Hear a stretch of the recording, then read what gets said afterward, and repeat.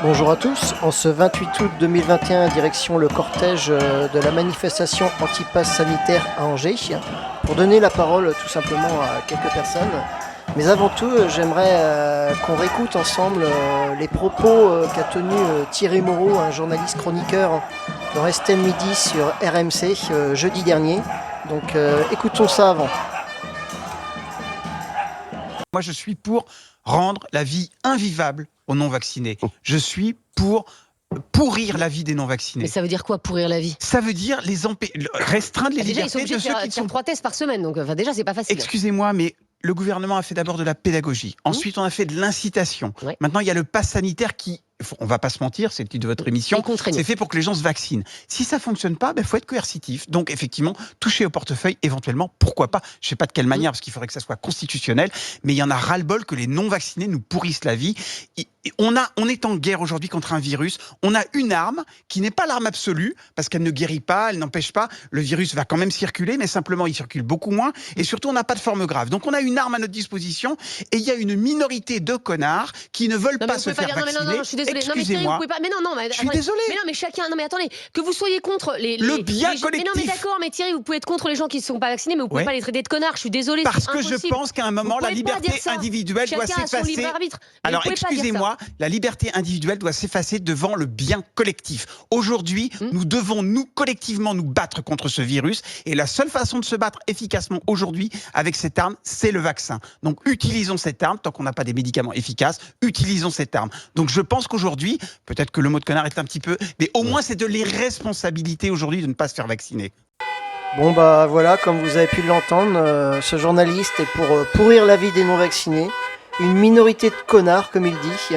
Donc bah écoutez, moi je suis tout simplement allé donner la parole à certains manifestants. Écoutons-les.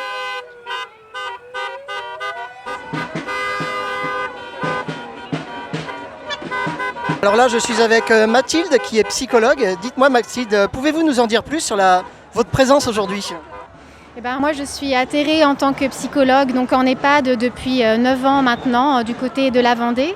Je suis atterrée par ce conflit éthique que ça me pose tous les jours dans mon travail, de devoir discriminer des gens qui n'ont pas le pass sanitaire et qui peuvent donc du coup pas rendre visite à leurs proches en EHPAD.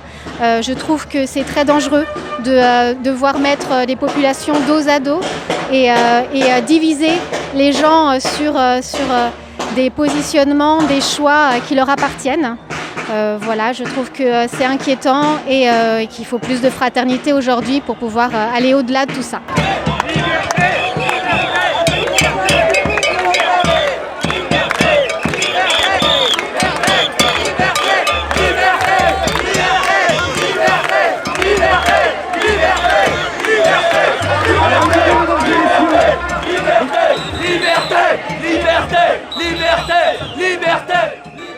Alors là, je suis avec Christine à ma droite et Clotilde à ma gauche. Clotilde est animatrice en EHPAD. Quel est votre ressenti aujourd'hui ? Moi, je trouve que c'est grave. On atteint la liberté des personnes et notamment des salariés. Moi, je suis salariée d'un EHPAD. Ça veut dire qu'à partir du 15 septembre, je ne suis pas vaccinée. Si je continue à ne pas être vaccinée, je n'aurai plus de salaire. Je serai suspendue. Tout le temps de la durée jusqu'au 15 novembre, c'est le moment qui nous a été annoncé. Je trouve ça grave dans l'histoire du salariat. C'est la première fois que ça arrive et c'est pas normal de ne pas se révolter. Après, pour ou contre le vaccin, je trouve que il aurait fallu laisser les gens décider pour eux-mêmes. D'abord, c'est notre corps, c'est nos enfants, parce que là, on en vient... Et puis la deuxième chose aussi, c'est qu'effectivement l'annonce a été faite en plein été. Là, au moment où nous, depuis des mois et depuis le début du Covid, on est en sous-effectif, plus personne ne veut faire ces boulots-là.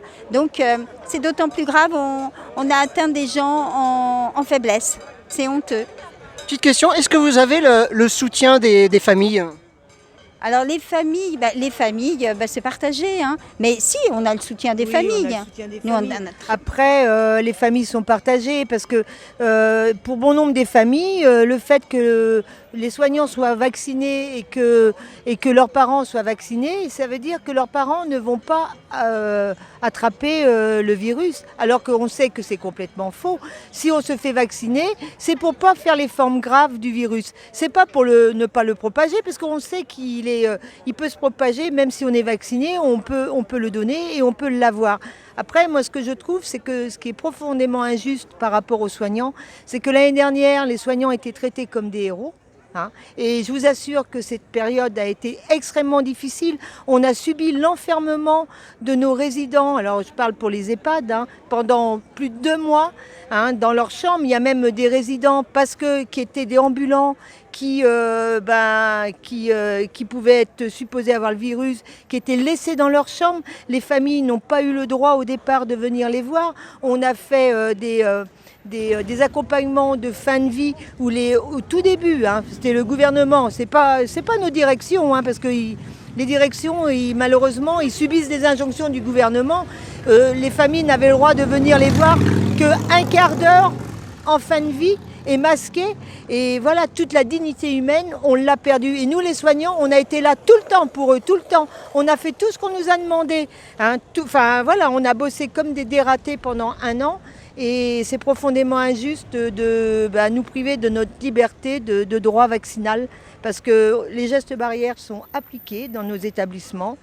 Où on travaille, on n'a pas eu de cas depuis 1 an. On fait extrêmement attention, alors que dans le métro, les gens ils se baladent.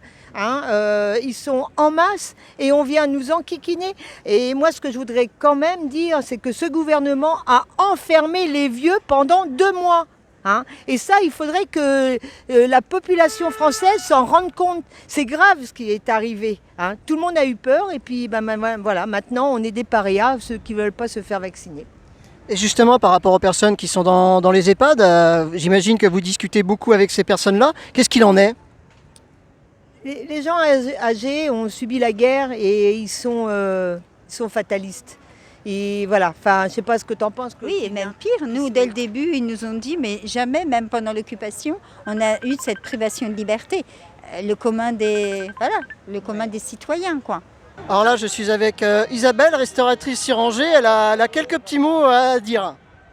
Oui, alors bonjour, je suis restauratrice. Je tiens le restaurant Petit Rond et Ciboulette, rue Baudrière. Donc du coup, je refuse le pass sanitaire.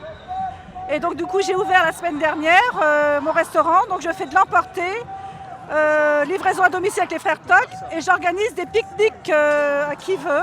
Donc bienvenue à vous et vive la liberté. Et vous dites que vous repassez le pass, vous voulez pas du pass sanitaire, mais pourquoi donc ? Parce que c'est pour moi déjà je veux pas être vaccinée. Je veux accueillir des vaccinés et des non vaccinés, que ce soit libre, simplement. Donc là, je suis avec Jean-Philippe qui travaille dans une association sur Angers et il va nous parler un petit peu de cette association. Oui, bonjour. Moi, je voudrais être très concret dans l'approche de mon métier, qui est de l'accompagnement scolaire auprès d'enfants en difficulté d'apprentissage.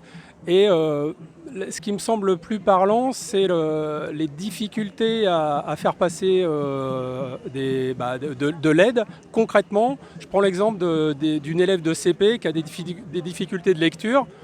Et donc, faire comprendre à un enfant qui a des difficultés de lecture, d'élocution avec un masque, c'est presque un sketch en fait. Donc je voulais juste faire passer ce message de la transmission du savoir qui est vraiment empêchée par des mesures.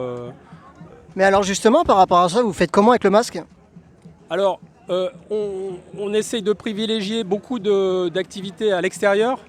Donc avec la fin de l'été et le début de la saison avec du beau temps, on fait un maximum d'activités à l'extérieur où là le port du masque est moins strict, mais ça reste vraiment une difficulté majeure parce que là évidemment quand l'hiver va arriver, on va être à l'intérieur et donc là si à chaque fois Pensez-vous qu'il y aura des dommages collatéraux par rapport à ce port du masque pour les enfants?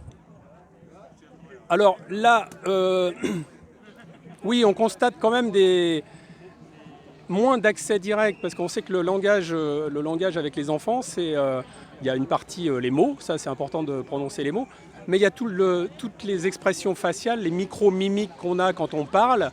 Là, si je parle et que je fais, si je fais bon, vous comprenez, nous allons. Et puis, bon, alors là, on va voir un truc.